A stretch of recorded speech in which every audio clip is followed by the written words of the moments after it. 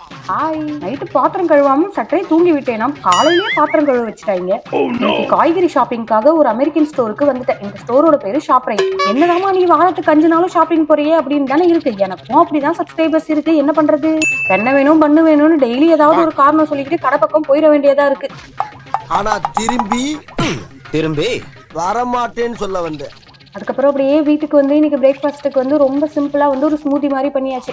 நிறைய nuts blueberries எல்லாமே பண்ணி சுகரே போடாம வந்துட்டு இன்னைக்கு ஒரு ஸ்வீட்டான ஒரு பிரேக்ஃபாஸ்ட்டுங்க. இந்த ஸ்மூதியை போட்டு குடிச்சிட்டு அதுக்கப்புறமா வந்து லஞ்ச் பண்ண ஸ்டார்ட் பண்ணியாச்சு. இன்னைக்கு லஞ்ச் மெனு வந்துட்டு சிக்கன் பிரியாணி, அதுக்கப்புறம் எக்கு மசாலா தான் வந்து பிளான் பண்ணியிருந்தேன். அதாவது என்னன்னா, உண்மைகள் சில நேரம் கசக்க தான் செய்யும். அப்படி மத்தவங்களுக்கு கசப்பா இருக்குன்றதுக்காக உண்மையை பேசாம இருக்க முடியாது இல்லையா?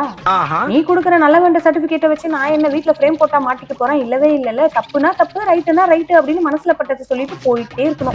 அப்படியும் மத்தவங்களுக்கு கசப்பா இருந்ததுன்னா அப்படின்னு சொல்லிட்டு போயிட்டே இருக்க வேண்டியதான்.